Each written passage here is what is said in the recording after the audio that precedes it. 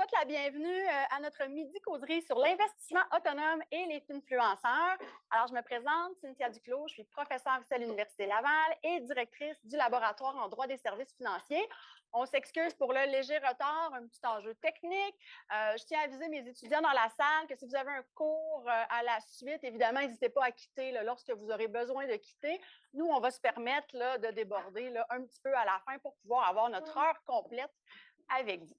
Alors, le laboratoire en droit des services financiers organise toutes sortes d'activités, dont des activités de diffusion du savoir. Et on a aussi créé un type d'activité qu'on appelle les midi-causeries, ce qu'on fait aujourd'hui, qui ont pour objectif de démocratiser le droit des services financiers, de vulgariser certains concepts qui pourraient paraître plus complexes. Alors, ce midi, le sujet qui est à découvrir, c'est l'investissement autonome et les influenceurs. Je vais vous dire pourquoi. Pourquoi on s'intéresse à ça? Bien, parce que c'est des phénomènes qui sont vraiment grandissants. Et encore plus que moi, je l'avais imaginé avant même de créer et de proposer ce midi-causerie. Alors, quelques données à l'appui. On aime toujours ça un peu, les statistiques. Donc, dans un sondage récent, on nous indiquait que parmi les investisseurs, c'est 19 des investisseurs qui placent leurs avoirs seulement de manière autonome. C'est eux qui font leur propre choix pour leur investissement.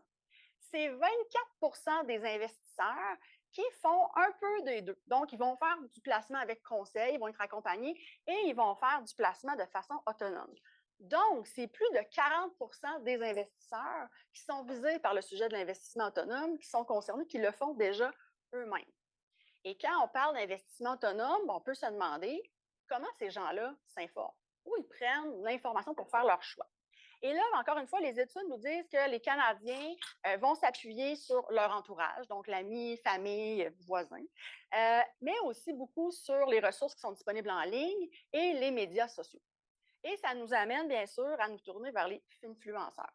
Il y a une récente étude qui nous disait également que 35 des investisseurs dans la dernière année avaient au moins pris une décision financière en se basant sur les conseils d'un influenceur. Comment les influenceurs rejoignent leur auditoire? C'est principalement par les médias sociaux comme YouTube, Reddit, Instagram et pour les plus jeunes, c'est TikTok qui est utilisé. On ajoute à ça, on a su cette semaine, Google annonçait que les conseils financiers qu'on peut rechercher sur Google ont atteint un sommet récemment. Donc, les gens vont chercher sur Internet des informations du conseil financier. Alors, quand on met tout ça ensemble, on peut convenir que l'investissement autonome et les influenceurs, c'est un sujet de choix qui vaut la peine d'être approfondi. Alors, qu'est-ce qu'on tente de faire aujourd'hui? Évidemment, on va d'abord vouloir comprendre le phénomène de l'investissement autonome, comprendre aussi tout le cadre juridique qui s'applique à ça et bien sûr les limites, voire les risques que ça peut représenter pour un investisseur qui choisit de le faire de façon autonome.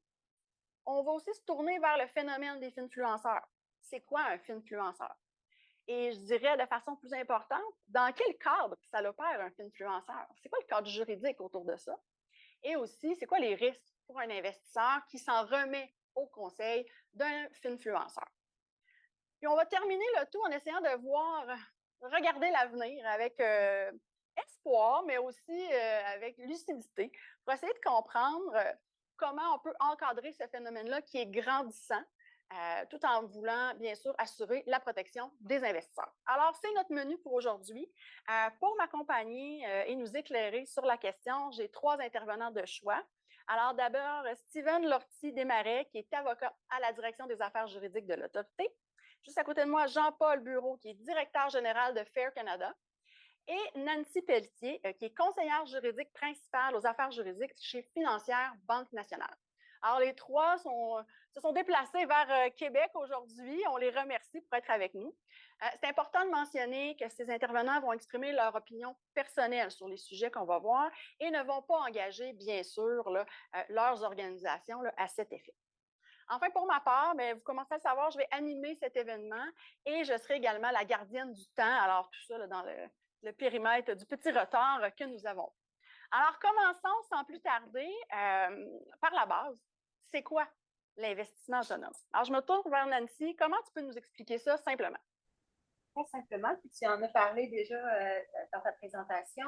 Un investisseur autonome, c'est un investisseur qui prend ses décisions de placement et d'investissement de façon autonome, sans l'aide d'un professionnel planificateur financier ou un conseiller financier ou un conseiller en investissement. Donc, il prend ses décisions seul. Il n'est pas toujours parfaitement autonome, on s'entend, parce que c'est beau d'être un investisseur autonome, mais ça prend quand même, il faut avoir un accès à certaines plateformes. Donc, l'investisseur autonome va généralement faire affaire avec un courtier en valeur mobilière qui offre des services de courtage sans conseil à l'investisseur autonome. OK. Donc, investir de façon autonome, ça ne veut pas dire pas d'intermédiaire. Ça ne veut pas dire pas d'intermédiaire. Il y a des plateformes qui sont disponibles, souvent offertes soit par des grosses institutions financières. On parlait de courtage direct, il y a Snap, il y a toutes sortes de courtiers sans conseil qui existent. Et ça se fait souvent via ces plateformes-là pour l'investisseur sans conseil. OK, merci beaucoup. Je vais vous inviter à parler plus fort. On nous dit en ligne qu'on n'entend pas très bien. Je vais demander à l'équipe technique de vérifier ce qui est possible de faire là, pour améliorer le son pour les gens qui sont avec nous à distance. Donc, OK, on a vu qu'il y a des plateformes qui offrent le service. Donc, il y a des plateformes un peu plus traditionnelles. Il y a des plateformes peut-être moins traditionnelles. Oui, il y a des plateformes traditionnelles qui vont aussi offrir une espèce de mixité. Donc, les transactions se font en ligne, mais il y a toutefois des représentants au téléphone qui peuvent effectuer les transactions. Il y a des courtiers qui sont un peu plus fintech. On parle de Wealthsimple notamment, qui offrent vraiment des services qui sont purement virtuels. Il y a une panoplie de choix pour l'investisseur autonome qui veut procéder. Puis, je mentionnerai simplement qu'il y a aussi des plateformes hors Québec qui ne sont pas inscrites. Vous comprendrez mieux plus tard ce que ça peut impliquer, là, qui peuvent parfois être tentantes pour les investisseurs autonomes. OK, merci, Nancy. Jean-Paul, je me tourne vers toi. Là, on sait un peu c'est quoi un investisseur autonome, mais c'est quoi son profil? C'est quoi le profil type là, d'un investisseur autonome? J'en ai peut-être dans la salle, je ne sais pas. Ah, ouais. Il n'y a pas un type unique d'investisseur autonome. Plutôt, c'est vraiment un groupe très, très divers. Certaines possèdent des expériences solides. Il y en a d'autres qui vraiment débutent comme investisseurs. Il y a beaucoup de variété aussi au niveau de confiance, d'expérience, d'intérêt même et de volonté. Alors, c'est vraiment un groupe très, très divers. À Fair Canada, on a fait des recherches pour mieux comprendre les investisseurs autonomes. On a publié ça l'année dernière, en octobre. Et on a essayé de les regrouper en 3 ou 4 différentes catégories. Et selon notre recherche, il y a 4 groupes qu'on a aperçus. Le premier groupe, c'est vraiment ce qu'on appelle des gens qui veulent prendre des risques, qui sont assez confiants, qui n'hésitent pas à investir dans des produits complexes ou risqués. Dans ce groupe, 72% sont des hommes. L'âge moyen, c'est environ 43 ans. Et d'habitude, ils sont assez bien éduqués avec un degré au diplôme universitaire. Le deuxième groupe, c'est assez aussi confiant et tout, mais ils ont tendance à prendre moins de risques que la première groupe. Encore, c'est dominé par des hommes, 72% sont des hommes, mais l'âge moyen un peu plus élevé à 46 ans. Le troisième groupe, c'est vraiment les investisseurs ambivalents ou hésitants qui manquent de certitude dans leur choix. Voilà, c'est un groupe assez mixte, 50% des femmes et d'hommes. C'est un groupe qui n'aime pas vraiment investir et ils ont beaucoup moins de confiance que les autres groupes. Et la dernière groupe qu'on a identifié, c'est vraiment des novices qui sont dépassés. Ils sont vraiment pas familiers avec les produits, les stratégies disponibles. Malheureusement, c'est un groupe qui, la majorité sont des femmes. 58% sont des femmes dans ce groupe. Ils ont tendance à être plus âgés et ils ne sont pas vraiment confiants du tout de comment faire des investissements. Ils ne sont pas très actifs non plus. Ils ne prennent pas beaucoup de risques. Alors, on essaie de les compartimenter dans ces 4 groupes.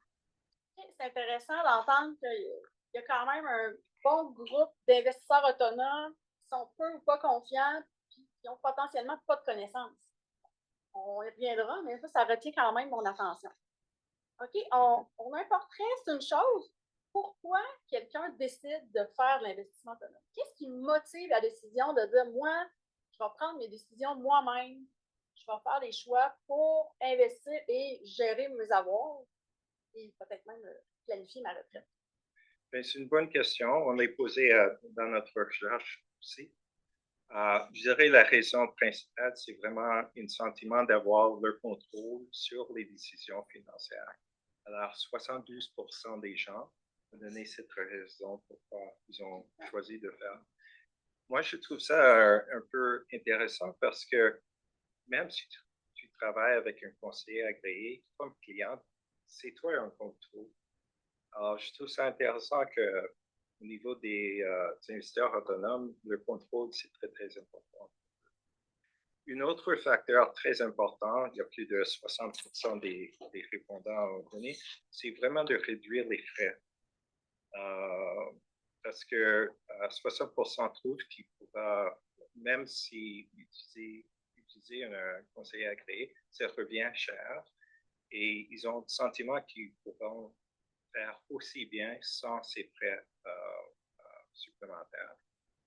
Il y a beaucoup d'autres raisons. Il y a liberté d'agir à tout moment parce qu'on peut, sur les plateformes, sur notre téléphone, on peut faire des ventes, des achats à n'importe quelle heure.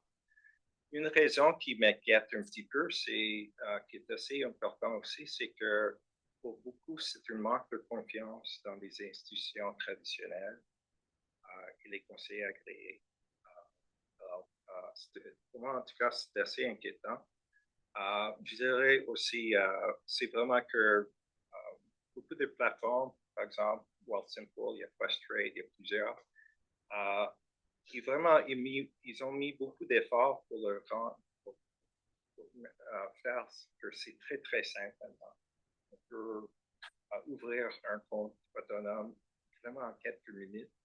Il y a certaines plateformes qui deviennent plus interactives, alors c'est plus engageant pour les gens,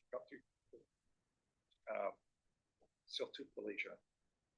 OK, c'est intéressant. Je retiens la perte de confiance dans les institutions traditionnelles. Sûrement que ça allume une petite cloche du côté de Nancy.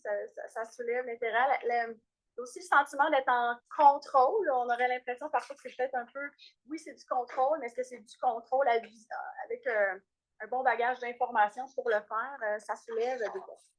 Mais ce qui soulève encore plus de questions, c'est d'essayer de comprendre quelqu'un qui décide de faire de l'investissement autonome pour ses motivations qui sont propres, puis selon son profil, on comprend que ça peut varier. Dans quel cadre y a-t-il? Comment cet investisseur-là va être protégé d'une façon ou d'une autre? Puis pour le comprendre, je pense que dans un premier temps, il faut comprendre comment les plateformes de négociation qui permettent de faire de l'investissement sans conseil sont encadrées.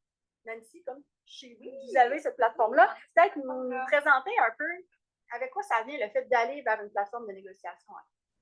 Pour ce qui est de l'encadrement de la plateforme, on s'entend que les courtiers qui ont des plateformes en ligne sont des courtiers en valeur mobilière, au même titre que d'autres courtiers qui vont offrir des conseils en placement.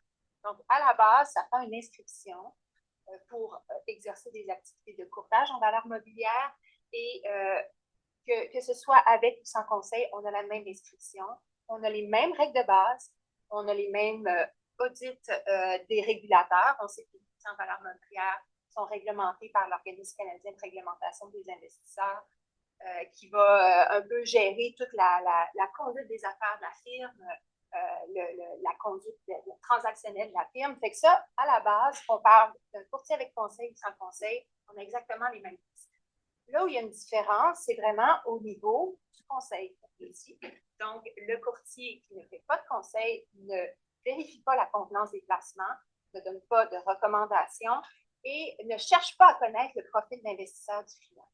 Généralement, quand on parle de conseiller et d'investissement, on pense que la pierre angulaire, ça va être vraiment de connaître le client, de connaître ses objectifs. Alors, le courtier sans conseil, on ne touche pas à ça du tout. Mais ça vient effectivement avec le corollaire de ne pas donner de conseil. OK. Donc, une plateforme de négociation en ligne doit quand même être inscrite, a des obligations. C'est ça que j'entends. Il y a vraiment un cadre juridique établi, mais il y a un bout qu'on n'a pas, tout le bout qui vient avec le fait d'offrir du conseil. Cette protection-là, on l'a. Exactement. OK. Puis, c'est quoi là, je dis l'expression, le trigger pour ce volet-là de conseil? Ben, c'est là que ça se complique parce que qu'est-ce que ça veut dire ne pas donner de conseils en matière d'investissement? Il y a eu des lignes directrices. Il y en a aussi une nouvelle qui est à l'étude présentement qui a publié le prix de l'organisme de réglementation. Alors, la notion de conseil, de façon générale, on disait que le conseil était de s'adresser à un investisseur et lui donner de l'information ou un conseil qui soit un peu associé à son profil d'investisseur, à ses objectifs. Ce qui rend la chose un peu difficile, c'est qu'on a essayé de voir qu'est-ce qui constitue du conseil et qu'est-ce qui n'en constitue pas. C'est là qu'on s'est peut-être un peu enfargé à essayer de déterminer qu'est-ce qui était du conseil et qu'est-ce qui n'était pas. Alors, naturellement, les courtiers sans conseil sont autorisés à offrir certains outils d'aide à la décision, mais en tout temps, ces outils-là ne doivent pas constituer du conseil, ne doivent pas mettre en valeur l'achat ou suggérer une transaction sur un produit. Alors, c'est ça. Donc, vous devez rester dans l'information, mais si je comprends bien, puis je lance les lignes, parfois, même dans l'information, on a l'impression que ça peut traverser la frontière. Donc, là, je pas d'une remarque, mais j'ai l'impression que ça vous incite peut-être à en faire plus, à en faire moins que plus pour offrir l'information. Effectivement, il y a quelques années, il y avait des courtiers sans conseil qui ont mis en place certains outils qui étaient, disons, assez innovateurs, mais qui accompagnaient de façon très proche l'investisseur sans conseil, l'investisseur autonome. Et naturellement, les régulateurs aussi ont eu un peu peur de cette tangente-là qui était prise. Par exemple, l'offre de portefeuille modèle, des outils qui étaient un petit peu plus, disons, intrusifs ou un peu plus dirigés vers certains clients qui étaient d'ordre moins général. Donc, ils ont tenté de ramener ça un peu et de dire, attention, vous ne pouvez jamais faire de conseil en produisant toutes sortes d'exemples de ce que pouvait constituer le conseil et ce que n'était pas du conseil. Ça a amené beaucoup de confusion dans les dernières années. Il y a beaucoup de courtiers sans conseil qui ont retiré certains outils qu'ils mettaient en place parce que naturellement, ils sont soumis à des normes réglementaires, puis il n'y a pas une firme qui veut se faire taper sur les doigts là, pour ne pas respecter ces normes réglementaires-là. De sorte que ça crée un peu de place aussi pour les influenceurs. La nature a horreur du vide. Alors, je suppose que quelqu'un s'est emparé. C'est compté par les influenceurs notamment. Et là, je pense que justement, le régulateur tente de revoir un peu les lignes directrices pour aider un peu plus. On aura la chance d'en reparler tantôt. OK, merci. Donc là, tu nous as bien présenté, Nancy, qu'une plateforme c'est encadré, il y a un peu de flou à savoir jusqu'où on peut aller dans l'information. Là, je vais me tourner vers Steven, représentant notre régulateur, non, je blague, pour ta vision de ça. Nancy a quand même parlé des obligations qui s'appliquent quand on offre du conseil. Je ne sais pas si tu veux y revenir un peu, puis surtout nous amener sur c'est quoi le risque quand je ne vais pas vers un intermédiaire qui m'offre du conseil et donc que je n'ai pas les protections juridiques qui sont liées à ça. Ouais. Si on continue d'explorer ce que Nancy disait, si on se tourne vers le modèle plus traditionnel d'un courtier inscrit en placement qui peut offrir du conseil, qui est représenté par un représentant inscrit, donc une personne physique inscrite, dûment inscrite qui peut offrir du conseil, il y a un encadrement réglementaire assez détaillé et rigoureux autour de ça. Donc, oui, on mentionnait, au moment de l'inscription, il y a des vérifications qui sont faites au niveau de la compétence, de la solvabilité, de la probité, de la scolarité. Une fois inscrite, il y a des informations à fournir aux clients, que ce soit des rapports de rendement, rapports annuels, des informations périodiques pour que le client comprenne bien son compte, qu'est-ce qui se passe dans son compte. Et il y a aussi les exigences de détecter, de traiter les conflits d'intérêts importants, tout ça au bénéfice de l'investisseur.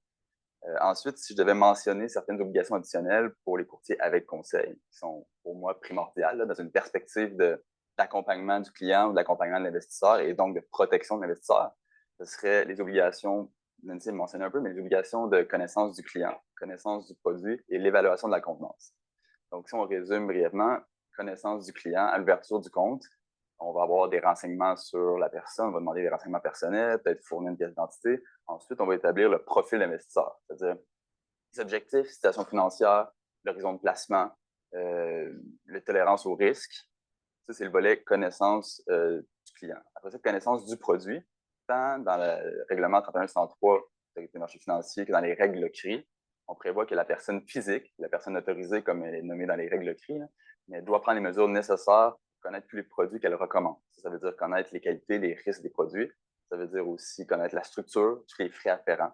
Tout ça pour revenir à la pierre angulaire un peu, qui est l'évaluation de la contenance. C'est-à-dire, est-ce que le produit que je recommande convient au client, s'assurer une adéquation entre le produit qui est offert et le profil de l'investisseur. Et, comme le mentionnait un peu Nancy, le courtier qui offre des comptes sans conseil est assujetti pas mal à toute la réglementation et les obligations, sauf celles expressément dispensées. Et en première position, probablement, des obligations dispensées, en fait, il y a l'évaluation de la contenance. D'ailleurs, dans les règles CRI, on définit le compte sans conseil comme étant un compte lié à aucune obligation de la convenance, pour lequel il n'y aura aucune recommandation faite par le courtier. L'investisseur est l'unique et seul responsable des décisions d'investissement. Si on veut faire simple, là, Steven, moi, demain matin, je m'ouvre un compte sans conseil. Je l'ouvre chez vous, honnêtement. Je décide que j'investis dans des actions d'une minière en développement dans un pays obscur. Personne ne va venir me dire que ça ne fait pas avec mon profil d'investisseur. Non, parce que en amont, cette information-là ne sera même pas recueillie probablement de c'est quoi ton profil d'investisseur, c'est quoi les risques, la tolérance, tout ça. Puis, on ne viendra pas vérifier que ça te convient, dans quel compte tu devrais le mettre, si ça convient effectivement à tes projets à court, moyen terme, si c'est un bon produit pour toi. C'est important de l'illustrer pour qu'on comprenne un peu ce que ça veut dire. Donc, on a déjà mis un pied dedans, mais qu'est-ce que ça l'amène comme risque? Puis là, on va faire attention, on n'est pas en train de démoniser l'investissement autonome. Je vais y revenir tantôt. C'est pas ça l'objectif. Ici, l'objectif, c'est juste de comprendre le risque auquel l'investisseur qui fait ce choix-là fait face. Parfois, il va se matérialiser, parfois, il ne se matérialisera pas, puis ce risque-là ne sera pas de la même importance selon le profil de l'investisseur, mais c'est important qu'on ait cette discussion-là. Je me tourne vers toi, Steven. Ça peut ressembler à quoi ces risques-là? Les principaux risques, c'est vraiment de choisir des produits qui ne te conviennent absolument pas. Des produits qui, par ailleurs, peuvent être des bons produits, mais qui ne sont pas optimales pour toi, qui ne font pas avec ta stratégie, tes projets, ta stratégie globale, en fait. Aussi, quand tu ouvres ton compte auprès d'un courtage à escompte ou des comptes sans conseil, en fait, tu peux t'amener à ouvrir différents types de comptes. Si une personne qui est peu informée décide de créer un compte auprès d'un courtier à escompte, puis que lui, il a juste entendu dans sa vie, toute sa vie, qu'il faut des REER absolument, puis il dit, il faut ouvrir un compte REER, je vais mettre des placements dedans, puis j'aimerais ça voyager dans 5 ans, mais peut-être que s'il avait été accompagné, il aurait su les restrictions qui viennent avec ce genre de type-là, les conséquences fiscales à utiliser ça, puis c'est pas nécessairement le bon véhicule pour ce genre de projet-là.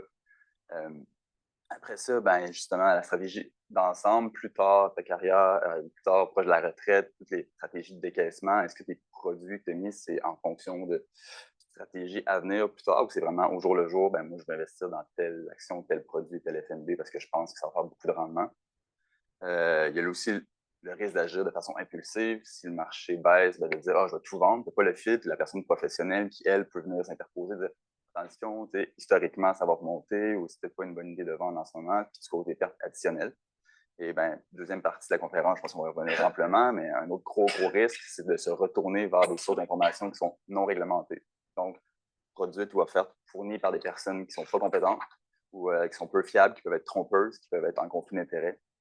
Parce que justement, tu as fait le choix actif ou de faire affaire avec une plateforme où tu n'as pas de recommandation et nécessairement, tu n'es pas un spécialiste dans le domaine, donc tu te retournes vers les médias sociaux, vers les influenceurs, vers les blogs, C'est vraiment intéressant.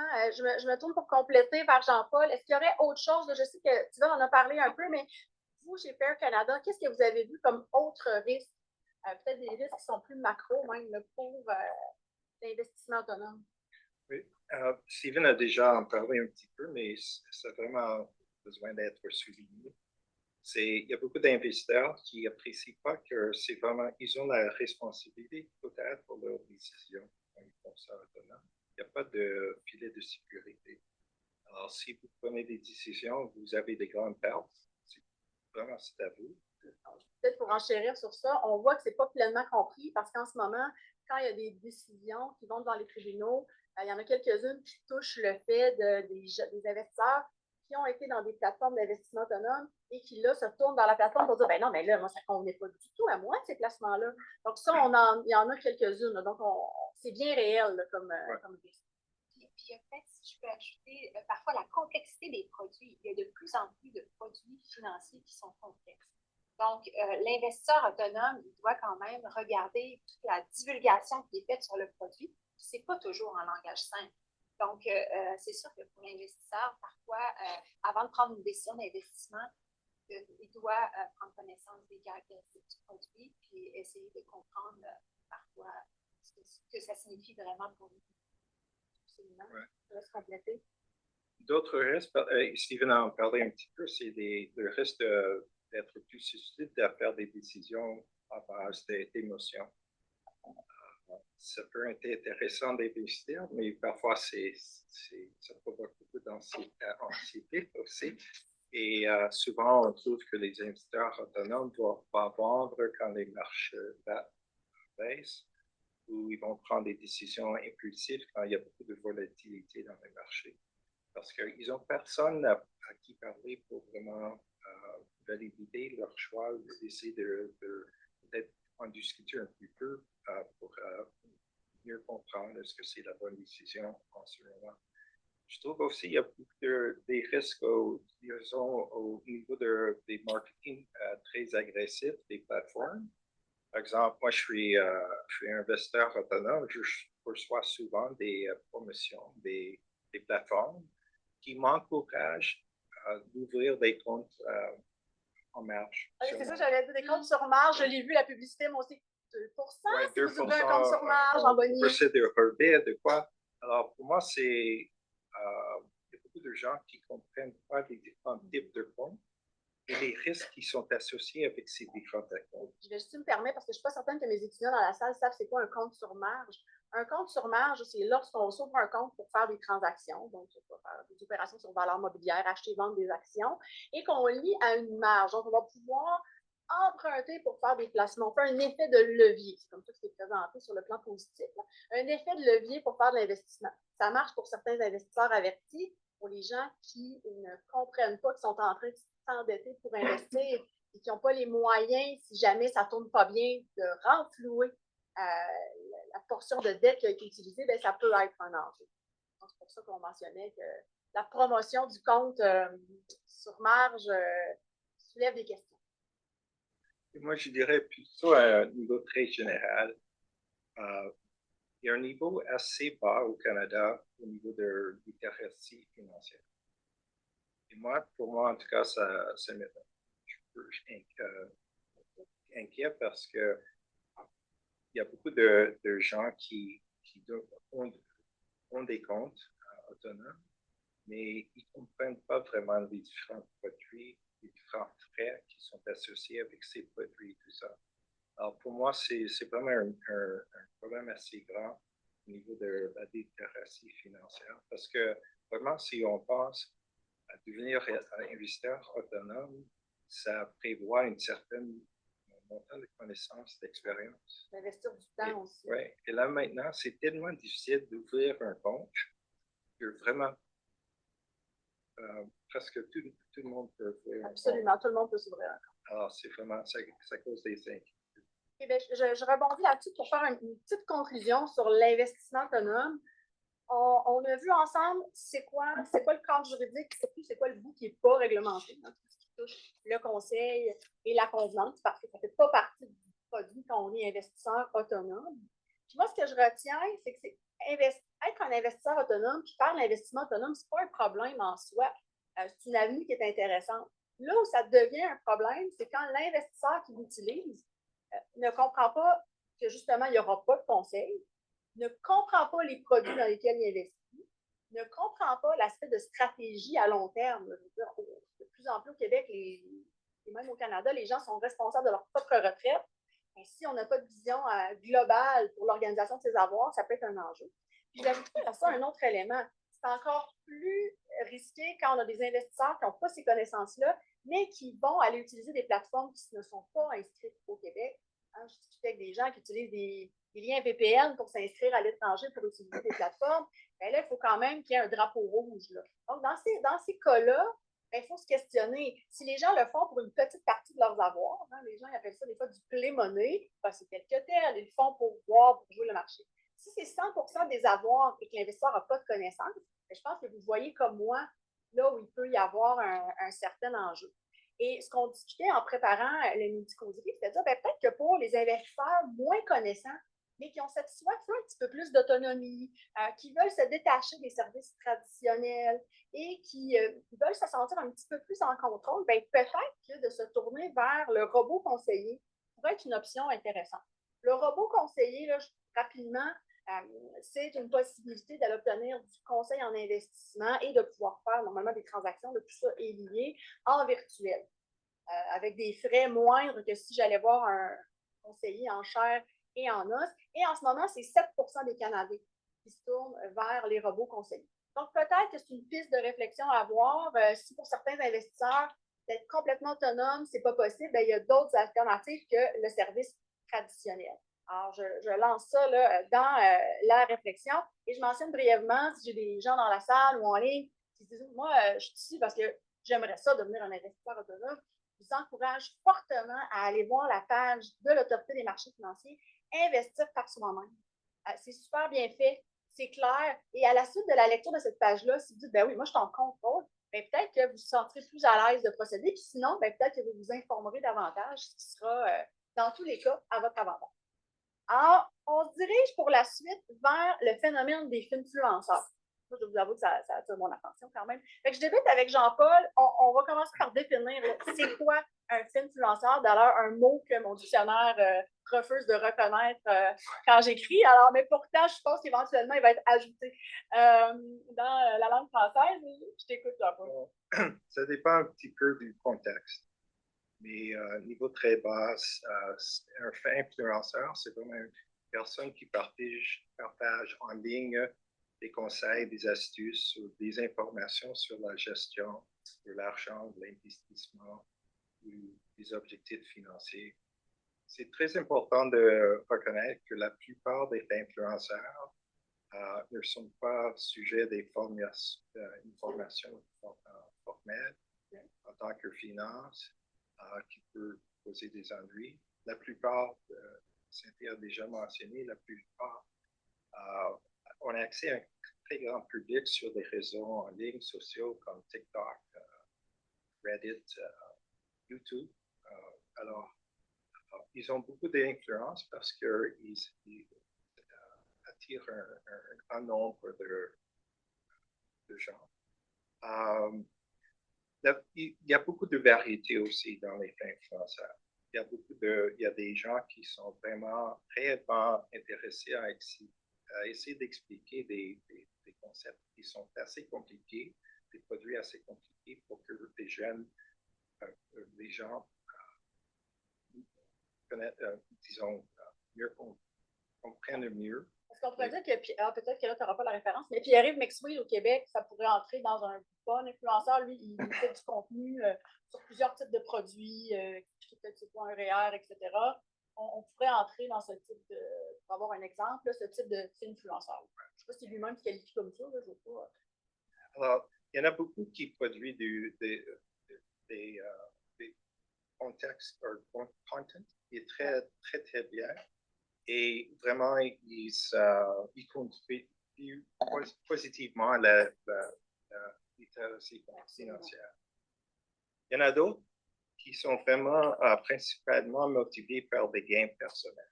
Alors, ils sont intéressés à développer leur marque, attirer des abonnés, même gagner de l'argent via la publicité ou des partenariats, souvent avec des plateformes.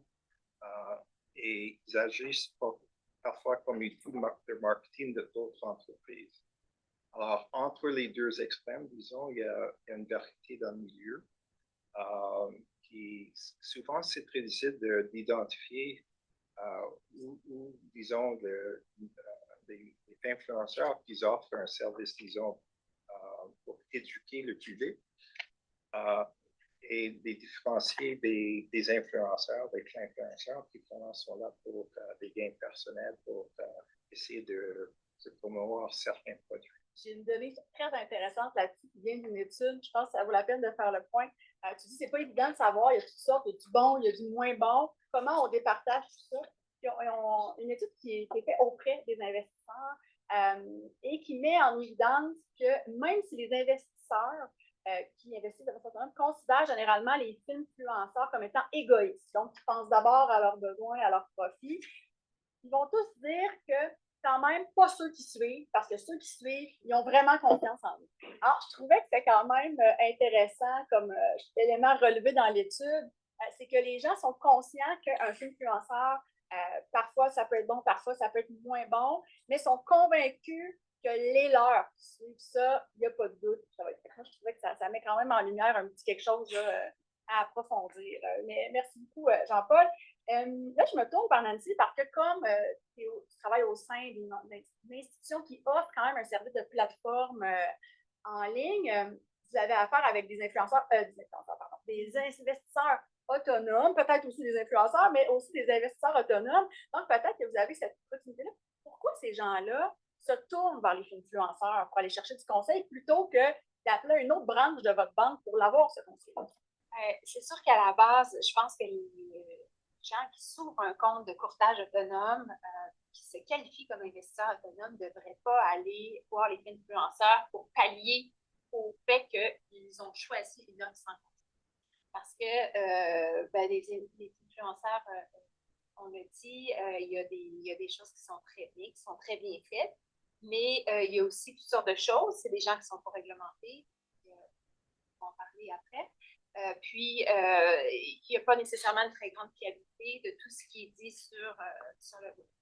Aussi, ce qui est intéressant, puis ce qu'on voit, c'est qu'il y a des clients qui vont parler d'influenceurs, puis ils vont avoir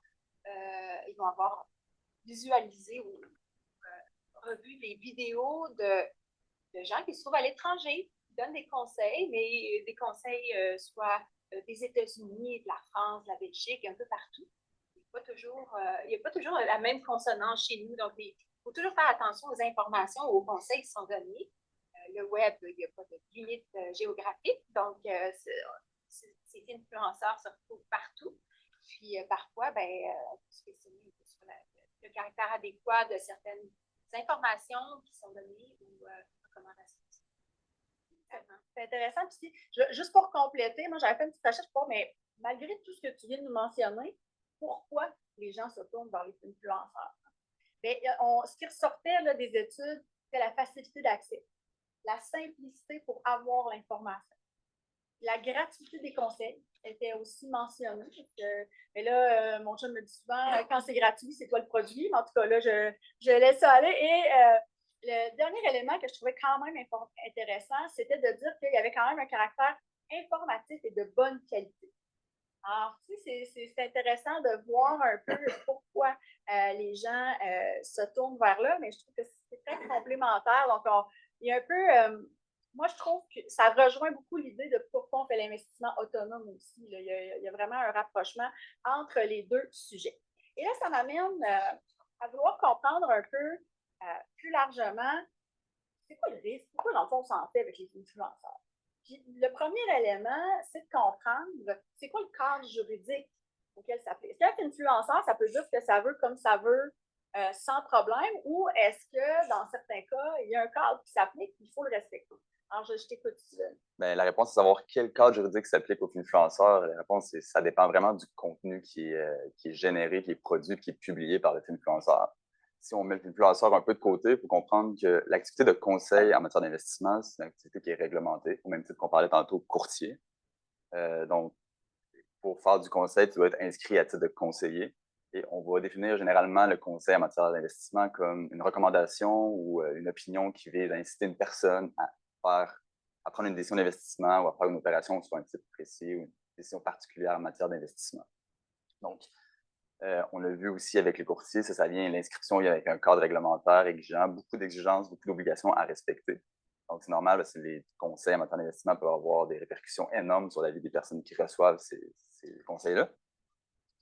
Et est-ce que maintenant tous les conseils déclenchent l'obligation d'inscription? Non. Dans le règlement 3103, on prévoit une dispense 8.25 pour les conseils généraux. Donc, ce qu'on veut dire, c'est on va qualifier de conseils généraux les conseils qui ne visent pas à répondre aux besoins particuliers de la personne qui reçoit. Et si on essaie d'un peu clarifier tout ça avec des exemples plus concrets, quels conseils peut être considéré plus conseils généraux, moins préoccupants? Quels conseils sont plus préoccupants? Donc, dans les conseils plus généraux, nécessairement, on va voir la personne qui explique c'est quoi la différence entre un fonds de commun de placement et un FNB, sans référer directement à des FNB, investir dans quel FNB. La personne, on parle de les fonds négociés en bourse. Et Cynthia parlait de Pierre-Yves McSween, la personne qui va, mettons, comme Pierre-Yves McSween ou d'autres influenceurs ou d'autres personnalités publiques vont faire la différence entre Réa, CELI, les différents comptes enregistrés, sans dire quoi mettre dedans nécessairement. Les personnes qui vont, même pour des titres particuliers, là, des titres précis, les personnes qui vont juste objectivement et factuellement présenter des faits sur l'évolution du titre dernièrement, sur expliquer pourquoi le titre évolue de cette façon-là, sans nécessairement dire pourquoi vous devriez investir ou investir là-dedans. Habituellement, ça peut tomber dans le conseil plus généraux. Maintenant, dans les conseils plus préoccupants, la personne qui va dire si vous devez détenir seulement 3 actions cette année, c'est celle-là, achetez maintenant. Ou écrivez-moi en privé si vous voulez des signaux d'alarme sur quand acheter, quand vendre, sur quel titre, je vais vous répondre. Ça, c'est vraiment un conseil personnalisé, c'est plus préoccupant. Donc, si c'est plus préoccupant, le conseil personnalisé, il déclenche l'obligation de s'inscrire. Il déclencherait l'obligation, pour venir avec toutes les protections pour l'investisseur, pour l'épargnant ou le client, la personne qui reçoit en fait l'information, qui puisse bénéficier de tout le cadre réglementaire applicable et les protections.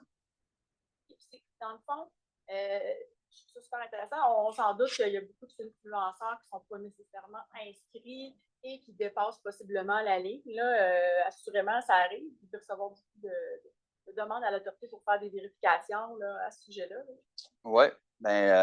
Avant d'embarquer là-dedans, juste une petite parenthèse aussi, parce qu'on parle beaucoup du conseil, mais ça peut arriver aussi que des influenceurs mettent à disposition pour agir comme intermédiaire entre actions, vente de titres. Donc, de l'opération sur valeur mobilière. Oui, donc pourrait déclencher ultimement l'obligation de s'inscrire comme courtier aussi. Puis, nonobstant le volet conseil, courtier, il y a aussi des interdictions, des dispositions qui parlent d'informations fausses et trompeuses sur des opérations sur titre. Donc, interdiction de fournir l'information fausse et trompeuse qui inciterait quelqu'un à acheter un titre. C'est ça, être en direct. Peu importe, dans le fond, cette interdiction-là ne s'applique pas qu'aux personnes inscrites, aux représentants, ça s'applique à...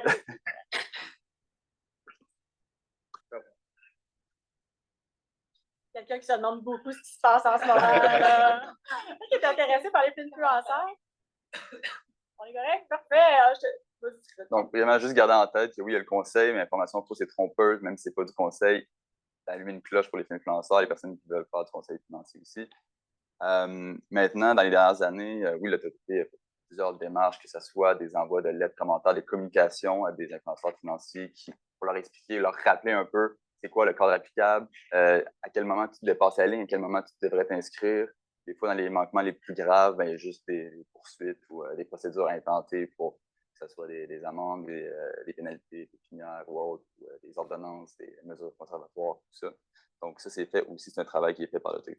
Absolument, mais comme on dit tantôt, le web permet d'avoir accès à des vidéos de partout dans le monde, qui, dans plusieurs cas, est bien, mais dans d'autres cas, complique la vie quand même du régulateur. Oui. Il y a un bout sur lequel vous n'avez pas accès quand même. Non. Vous avez peut-être vu passer à l'échelle internationale, mettons, la semaine du 2 au 6 juin 2025, il y avait la semaine comme des influenceurs, des influenceurs, une initiative qui est faite par le régulateur du Royaume-Uni, à laquelle participaient l'AMF, la Commission des valeurs mobilières d'Ontario, le Colombie-Britannique et l'Alberta, d'autres régulateurs comme Hong Kong et Espagne aussi. Et dans ce cadre-là, on a mis aussi l'accent d'une emphase sur contacter ces gens-là, puis essayer de voir des procédures additionnelles, puis de resserrer, même si dans nos activités de tous les jours, ça fait partie aussi de manquements. C'est vraiment intéressant. Puis là où j'aimerais t'amener, avant qu'on se tourne vers le futur, si jamais là, on a un influenceur qui n'est pas inscrit, puis qui s'est profilé à travers, et donc qui offre du conseil un petit peu plus personnalisé, là, comme tu l'as présenté, c'est quoi le risque pour l'investisseur de suivre ces conseils-là qui sont présentés? Encore une fois, plusieurs risques. On disait la personne qui va, par exemple, par le choix d'aller avec un courtage à escompte, ne peut pas être recommandée par un conseiller pour payer moins de frais. Donc là, lui, déjà, une première étape, il perd toutes les protections en lien avec le représentant inscrit, se retourne vers une personne qui, elle, n'est pas inscrite, elle n'est peut-être pas compétente, ne fera pas les obligations de connaissance du client, connaissance du produit, évaluation de convenance. Donc, va probablement te proposer, comme proposerait à n'importe qui avec un profil différent, un horizon différent, des besoins différents, un seul et même produit, et donc un produit qui ne convient pas du tout. Après ça peut t'offrir des produits comme à l'extérieur du cadre réglementaire, de t'amener vers une plateforme qui n'est pas inscrite, qui n'est pas réglementée, qui produit des options binaires qui sont interdites dans la réglementation. Ou de faire partie à ton insu d'un stratagème de manipulation de marché, c'est-à-dire que quelqu'un va juste promouvoir un titre pour faire monter le prix, gonfler le prix, puis après ça, ils vont tout vendre, puis là, tu vas te ramasser des limites, tu vas avoir tout perdu, tu ne savais pas. Puis, en lien avec ça, mais de façon plus générale, ben, toute la question de conflit d'intérêt. C'est pas nécessairement toujours clair de savoir est-ce que la personne fait un conseil objectif en pensant, désintéressé ou objectif, ou s'il est rémunéré par un titre, par une compagnie pour faire la promotion de ce titre. Okay, c'est pas simple d'avoir le portrait clair. Puis je me mets à la place des investisseurs, c'est pas simple de savoir ce que je suis en train d'écouter. Est-ce que la personne que j'écoute est en infraction à la loi? Je ne suis pas certaine que les gens se posent cette question-là. Est-ce qu'il est en train de faire de l'exercice illégal de conseil? C'est pas simple pour le consommateur de savoir ça. Donc, non, puis je ne sais pas si tu peux en parler plus tard, mais même le influenceur, je pense qu'à la base, c'est beaucoup de créateurs de contenu qui, comme le voyage, la mode, l'entraînement, produisent des contenus sur ce qui les passionne. Il y en a plein, on s'est rendu compte justement avec les communications d'AMF, il y en a plein qui ne savent même pas que c'est une activité réglementée puis qui franchissent la ligne, puis qui ont soit modifié leur pratique, comme fermé leur compte en disant moi je suis juste passionné puis je voulais comme passer. Il y a plein de gens de bonne foi aussi. Fait que dans l'éducation financière qui est faite par nos équipes en interne, qui font un super travail d'éduquer les investisseurs, mais les influenceurs aussi, mais encore, on n'en fera jamais assez sur, oui, il faut éduquer les investisseurs sur les risques puis les options alternatives à l'investissement autonome, mais aussi directement les influenceurs sur les pratiques d'affaires à faire. Super intéressant. Puis là-dessus aussi, il y a une super page de l'autorité. Tu ne voudras pas peut-être faire de l'autopromotion, moi je vais le faire, là, mais la page est vraiment bonne pour les influenceurs, pour leur expliquer les limites, les besoins d'inscription, jusqu'où ça va. Je trouve que c'est un outil très pédagogique, donc ça peut, pour ceux évidemment qui ne savaient pas, ça peut être intéressant d'aller là-dessus. OK, je vous amène maintenant, on se tourne vers l'avenir. On a parlé du phénomène, on prend pour acquis que ce phénomène-là est là pour rester. Qu'est-ce qu'on fait pour protéger les investisseurs? Je commence avec Nancy, puis je me tourne un peu pour te poser la question par rapport aux institutions traditionnelles puis aux plateformes de négociation. Tu sais, vers quoi on s'en va? Comment on va accompagner l'investisseur? Puis, qu'est-ce qu'on pourra offrir d'autre? Je ne sais pas. Ben, c'est sûr que l'approche traditionnelle avec un conseiller en placement, pour moi, ça va toujours rester. Parce que on peut parler de conseiller financier, on peut parler de conseil en investissement, puis on peut parler de conseil financier beaucoup plus large. Puis le traditionnel conseiller en placement, bien, naturellement, il ne recommandera pas uniquement sur des produits d'investissement, mais aussi sur une planification, sur qu'est-ce que je veux faire à la retraite, combien j'ai besoin à la retraite. Il va regarder, il va s'asseoir avec son client pour regarder les stratégies optimales optimiser de façon fiscale le portefeuille. Donc, ça, je pense qu'il va toujours avoir des gens qui ont besoin d'un conseiller en placement pour une approche holistique là, de leurs finances. C'est sûr que, oui, on s'en va vers un monde où les influenceurs sont là, ils vont demeurer là, ils peuvent être, comme on disait aussi, assez pertinents à certains égards. Mais je pense aussi qu'il faut permettre aux courtiers sans conseil d'offrir des outils qui permettent l'aide à la décision, une aide à la décision beaucoup plus facile. Puis même d'amener, il y a beaucoup d'investisseurs autonomes qui ne sont pas des experts. Donc, tous les outils qui peuvent être mis à la disposition pour permettre à cet investisseur autonome-là d'augmenter son expertise, de devenir meilleur. C'est beau d'écouter un influenceur et de vouloir reproduire son portefeuille en disant « Oh, il dit que son portefeuille est très bon, je vais faire la même chose. » Mais je pense que les plateformes en ligne et les courtiers en valeur mobilière qui offrent sans conseil doivent aussi être capables d'offrir des outils qui vont permettre d'apprendre, d'être meilleur, de comprendre, puis de peaufiner ses connaissances et ses stratégies. Okay. Vous êtes aussi appelé à évoluer. Tout à pour fait. répondre Tout à fait. à ce qui s'en vient avec les investisseurs. Je me tourne vers Jean-Paul, toujours on tourne vers l'avenir. Moi, j'ai l'impression qu'en ce moment, il faut qu'on s'adapte parce que c'est un changement générationnel. Il n'y aura pas de retour en arrière. C'est pas un clin d'œil dans le temps, là, c'est une tendance, une vague de fond, quand on en parlait ensemble. Là. Qu'est-ce que ça implique? Il y a beaucoup d'implications. Je veux aussi dire que je ne suis pas totalement d'accord avec Nancy parce que On accepte ça. moi, je trouve, par exemple, fin 2023, il y avait 11 millions de comptes autonomes qui étaient ouverts au Canada. Ça représente 500% de grossissement dans 3 ans. Alors, peut-être le taux d'ouvrir des comptes est diminué un peu, l'intérêt est encore là. Moi aussi, je pense que surtout les plus jeunes qui vraiment ils construisent leur confiance maintenant sur leur téléphone, qui fait beaucoup de transactions bancaires sur le téléphone, c'est un pas très naturel pour commencer à investir. Moi, je crois que la prochaine génération, on va avoir beaucoup plus d'investisseurs autonomes. Et l'industrie va réajuster un petit peu parce que, même si c'est un projet qui remarque déjà pour plusieurs années, ils vont viser plutôt des investisseurs qui ont des grandes sommes d'argent pour investir. Alors, les services vont être redirigés vers des investisseurs très affluents. Mieux nanti. Et pour la plupart des Canadiens, ce serait peut-être une option d'autonome ou de robot conseiller. Pour moi, je pense qu'on remarque un changement assez fondamental dans le système montréalais. Il y a beaucoup d'implications. J'en ai déjà un peu dit. Par exemple, il faut vraiment augmenter le niveau de littératie financière. C'est facile à dire, mais c'est pas facile à faire. C'est très difficile. Moi, je suis convaincu que toutes les provinces devraient offrir des programmes de littératie financière dans les écoles dès les jeunes âges et d'essayer à différentes années. C'est vraiment, vraiment important. Mais moi, je suis convaincu que maintenant, c'est un life skill. Absolument. On a vraiment besoin de connaître comment gérer notre propre argent. J'ai 2 filles, je fais mon mieux de les éduquer un petit peu avec un certain succès. Mais il y a beaucoup d'autres inquiétudes, par exemple. Il y a beaucoup de réglementaires, beaucoup de disclosure, divulgation, mais malheureusement, c'est souvent écrit par des avocats.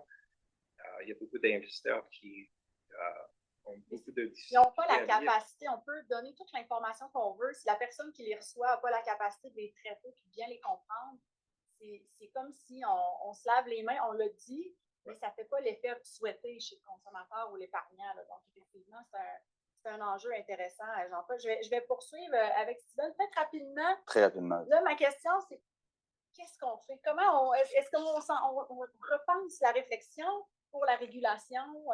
Comment on vire ça de bord pour la suite des choses? Bien, il y a différentes mesures qui commencent à être prises un peu partout à l'international. Donc, c'est sûr, le régulateur au Canada aussi, on se positionne, on commence à penser qu'est-ce qui s'adapte mieux au régime déjà existant, parce qu'on a vu qu'un pan de notre réglementation qui s'applique déjà. Donc, comment bonifier ça? Est-ce que c'est de prévoir des nouvelles obligations pour certaines parties prenantes dans l'activité promotionnelle? Est-ce que c'est de prévoir des divulgations additionnelles? Donc, il y a beaucoup de questions qui se posent. On réfléchit, puis on va voir qu'est-ce qui est possible de faire. Puis, régulateur, oui, on réglemente, mais je pense sans être sans réinventer la roue, bien, il y a aussi le volet éducation financière. Je pense que c'est très important, c'est de rejoindre ces gens-là, que ce soit les influenceurs, qui peuvent être une partie prenante très pertinente dans l'éducation financière générale là, des gens. Donc, peut-être leur prendre encore plus la main pour quoi qui peut être fait en lien avec eux, surtout de rejoindre les jeunes investisseurs, parce qu'on dit, dont les pages de l'AMF sont super bien faites, mais je pense pas que les gens ont les réflexes d'aller les consulter nécessairement là, sur des questions. On peut rêver, là, mais effectivement, comment on rejoint cette génération-là? On sait qu'il se fait je regarde, j'ai un collègue à la faculté des sciences de l'administration, il y a des recherches qui se font beaucoup, là, qui sortent du domaine juridique, là, qui sont davantage dans d'autres secteurs. Il va peut-être falloir qu'on travaille tous en équipe C'est le même problème partout, là, comment rejoindre ça pour Comment l'information. on réussit à aller chercher. Ça m'amène à conclure un peu sur notre sujet aujourd'hui. On a tous compris que c'est un phénomène en croissance.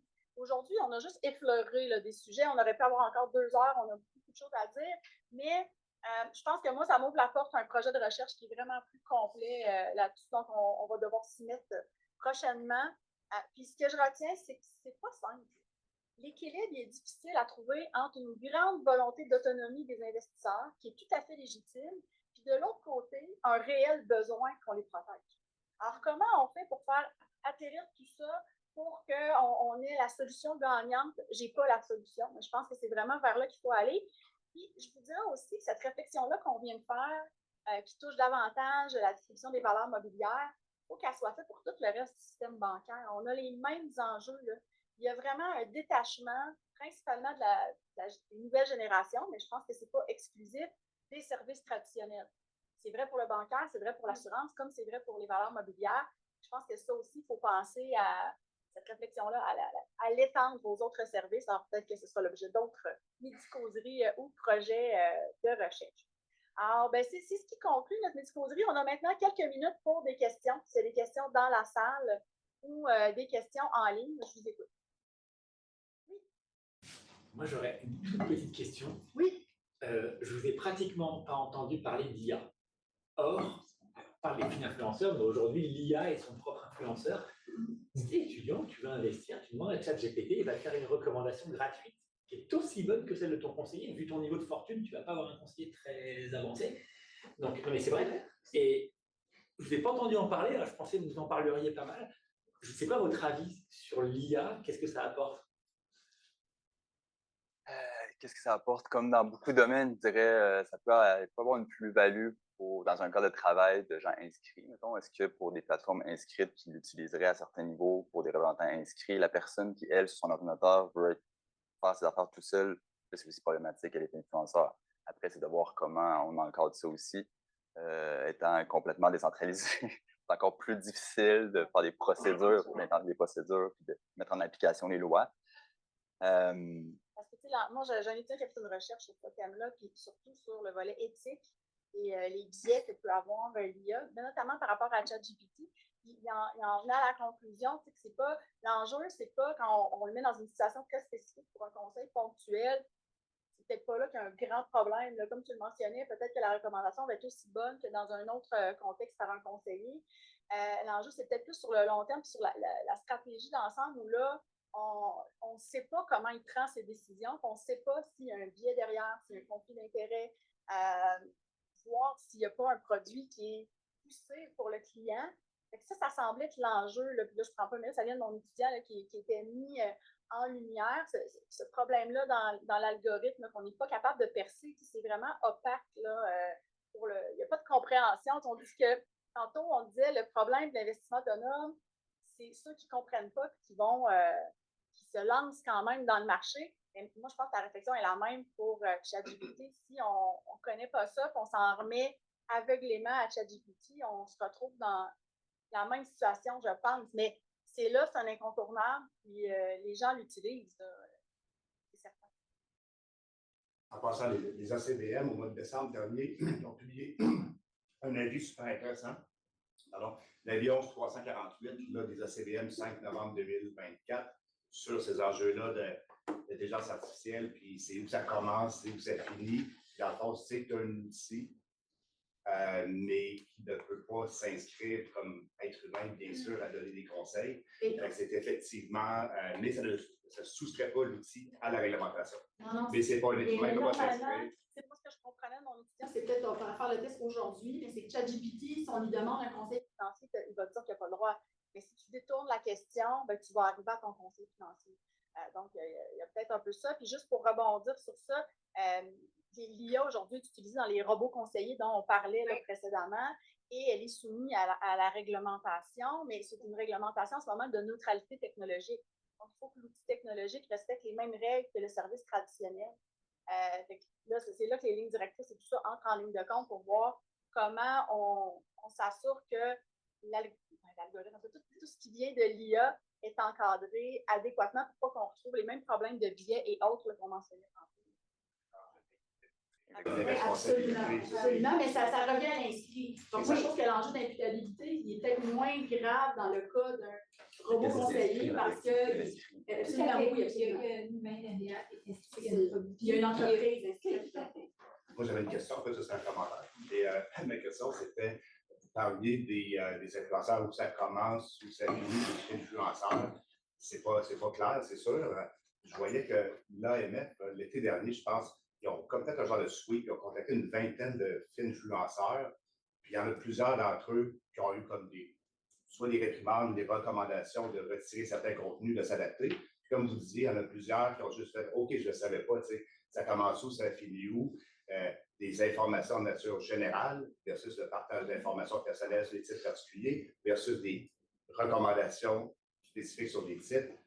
Ça va de tout bord de côté. Est-ce que vous avez entendu parler un petit peu de ça ou avez-vous des exemples de ce que les régulateurs jusqu'à date ils ont pris des cas, dire ça c'est correct, ça passe, ça yellow flag, ça passe pas? Ben, ça revient un peu à l'initiative que je parlais tantôt, qui était un peu l'idée par Royaume-Uni, puis à laquelle l'AMF faisait partie aussi, envoyer des procédures, puis envoyer des communications, des échanges. Les gros cas, il y a beaucoup de communications, vous comprendrez, qui demeurent confidentielles, je ne peux pas parler. Si vous allez sur les décisions du TMF qui sont publiées, il y a des décisions qui parlent soit directement ou indirectement de la nation de conseil, justement, mais ça s'inscrit aussi souvent dans le cas où c'est une personne qui va faire un placement, donc contre un investissement, puis fait la promotion de son placement, ou dans des plateformes, donc il y a beaucoup d'autres choses aussi. Purement, je n'ai pas de cas en tête, purement conseil et enforcement qui serait allé pour un influenceur sur un conseil limite. Je n'ai pas en tête. Quand on regarde en théorie, là, c'est gris. C'est difficile de trancher parce que normalement, il faut que ce soit un conseil qui est personnalisé, qui permet à la personne je ne me trompe pas, là, Steven, tu peux me corriger, qui est personnalisé, qui vraiment peut influencer la décision de la personne. Mais moi, je trouve que c'est ce bout-là qui n'est pas simple. C'est quoi qui est personnalisé? Si je te dis que cette action-là, en généralement, est bonne, est-ce que je suis en train de le personnaliser ou pas? Je pense que ça doit être vraiment un concours de circonstances très. Puis un autre gros problème, c'est que les gens vont prendre pour acquis nécessairement, ils vont se dire, ben moi, je m'adresse à un auditoire large. Fait que nécessairement, le conseil que je fais, il n'est pas personnalisé. C'est pas nécessairement ça, c'est pas nécessairement ça que l'institution générale va dire par rapport à si chaque personne individuellement va comprendre du message qui est véhiculé, du message qui est fait. Lui, en tant que destinataire de l'information, on dit OK, bien, en filigrane, on dit clairement investir, c'est le meilleur choix, c'est ce titre-là. Ben là, tu peux rentrer dans le conseil personnalisé dans le cadre d'une conférence. Fait que c'est très nuancé, ça dépend du cas par cas. C'est vraiment pas simple. Nos équipes font un énorme travail là, aux enquêtes, inspections, contentieux par rapport à analyser tout ça. Peut-être une dernière question en salle. S'il y a des gens en ligne qui veulent écrire une question, on pourrait la prendre. N'hésitez pas à m'écrire. Oui. Oui, donc toujours au niveau des moyens d'action de l'AMF, est-ce qu'il y a des actions qui sont prises, mais qui cette fois sont dirigées directement vis-à-vis des plateformes? Donc pas au niveau des fournisseurs de contenu, mais au niveau des plateformes, de telle sorte qu'elles polissent un peu cette fourniture de contenu-là. Et deuxièmement, vous avez parlé à un instant de la possibilité, en fait, des gens qui consomment ce contenu-là, d'être impliqués dans des manipulations du marché. Prenons l'exemple de GameStop, par exemple. Ce qui s'est passé, c'est que si on a des investisseurs québécois qui ont participé à ce mouvement-là, ils pourraient être tenus responsables. Merci. Très bonne question, les deux. Premier volet. Il y a des initiatives, il y a beaucoup de trucs qui se pensent aussi par rapport à ça. Sans rentrer dans les détails, puis là, toute réserve, sans être trop loin là-dedans, il y a aussi la loi québécoise sur le cadre juridique de technologie qui prévoit une absence d'imputabilité pour le contenu qui est divulgué, sauf des fois certaines restrictions. C'est de voir comment on amalgame ça tout ensemble, comment on prévoit un cadre dans certaines situations qui pourraient rendre les plateformes imputables. Ça peut se faire dans certaines juridictions, de voir comment on peut le faire. Il y a beaucoup de réflexions là-dessus. Je ne peux pas vous dire on va atterrir où par rapport. Ça prendrait probablement une modification législative pour vous connaître un genre de. Non, mais je ne sais pas, je pose la question. Ben, c'est une des pistes sur lesquelles on réfléchit. De pouvoir intervenir pour que les gens comprennent que tu puisses intervenir sur YouTube directement, TikTok, pour faire arrêter la diffusion d'un influenceur qui dépasse les limites. Puis encore là, je veux dire, même si. Trop un détail. Non, mais c'est ça la réflexion. On ne sait pas si c'est possible, mais c'est ça la réflexion. Mais même si tu disais aux plateformes d'agir activement, tu leur demandes de se prononcer sur est-ce que c'est un conseil, est-ce que c'est pas un conseil, sur notre réglementation, sur nos valeurs, d'agir comme un tribunal le ferait, c'est aussi problématique. C'est aussi. Ça vient de toi, là. Ouais. Puis, sur le dernier aspect de stratagème de manipulation de marché, ben, là, toute la question de preuve, je te dirais, c'est de voir à quel point il va y avoir de l'implication, à quel point cette personne-là a agi dans le fait de gonfler le titre. Est-ce qu'il a profité avant la baisse ou est-ce qu'il a juste subi la baisse sans faire? Il y a beaucoup de questions de preuve puis de fait par rapport à ça. Excellent. En ligne, j'en ai pas qui apparaissent. J'avais une question sur à quel point les frais, quand on est dans le conseil virtuel versus le conseil en personne, sont différents. Je ne sais pas, Nancy, si tu es capable de nous donner une petite idée. Effectivement, puis c'est ce que j'en peux aussi un peu des enquêtes qui ont été faites. C'est sûr que les frais, l'investisseur autonome, naturellement, prend ses décisions en matière de placement. Il y a des plateformes qui sont des commissions, 0$ de commission sur des actions, des options. Donc, les frais vont certainement jouer pour. Si, par exemple, c'est 0 frais sur une plateforme qui est complètement virtuelle, versus chez vous, il y a peut-être un frais, je ne sais pas, versus le conseil traditionnel, ça peut être de l'ordre de quoi la différence de frais? Est-ce que c'est. Ça peut être assez. C'est difficile de répondre à la question, mais je pense qu'il y a quand même une différence importante entre le conseiller de plein exercice et le courtier sans conseil. Là. Souvent, ça peut être un pourcentage de frais de gestion basé sur l'actif géré, mais effectivement. OK, donc il y a vraiment un enjeu des frais, puis j'ajouterais même pour les robots conseillers, on est probablement au milieu, là. Donc on n'est pas à 0 frais, dépendamment peut-être des robots, c'est pas une chance, mais le frais est vraiment moindre que si je vois une personne physique. Oui, mais le robot conseiller, tu ne peux pas t'asseoir avec la personne physique pour avoir des éclaircissements ou te faire rassurer. Il y a d'autres enjeux qui mériteraient un multi-causerie propre. Oui, tout à fait. C'est différent, c'est des services essentiels. Simplement il y a des frais qui sont associés avec des transactions, avec des conseils, mais il y a des frais aussi qui sont construits dans les produits eux-mêmes. Et il y a beaucoup d'investisseurs qui ne reconnaissent pas qu'il y a des frais on appelle ça embedded commissions. Et donc, les frais sont à gratter, mais j'espère que ça répond à la question là, pour la personne en ligne. Donc, c'est ce qui met fin à ce midi causerie. Je veux remercier les intervenants d'être avec nous aujourd'hui, c'est très apprécié. Merci à nos participants avec nous en personne, merci à nos participants en ligne. Nos excuses pour les enjeux de son, on a pris des notes, on sera meilleur la prochaine fois. Les excuses également pour le petit retard. Je tiens à remercier toute notre équipe des événements et des coms ici à la faculté. Sans eux, on ne peut pas tenir ce genre d'événement-là, donc on est vraiment reconnaissant. Et je termine en vous disant de rester à l'affût de nos événements. Notre prochain gros événement du laboratoire, c'est notre 4e colloque annuel qui se pose la question à savoir si la régulation financière peut être une alliée pour la lutte au changement climatique. Alors, ça aura lieu le 30 octobre ici là, à l'Université Laval. Pour les gens qui sont en ligne, le lien va vous être déposé là, dans l'outil conversation. Mais dans tous les cas, d'ici quelques jours, vous recevrez un petit courriel de remerciement pour votre participation et les liens pour le colloque. Alors, je vous dis encore une fois merci. Bonne fin de journée. Au plaisir. Merci.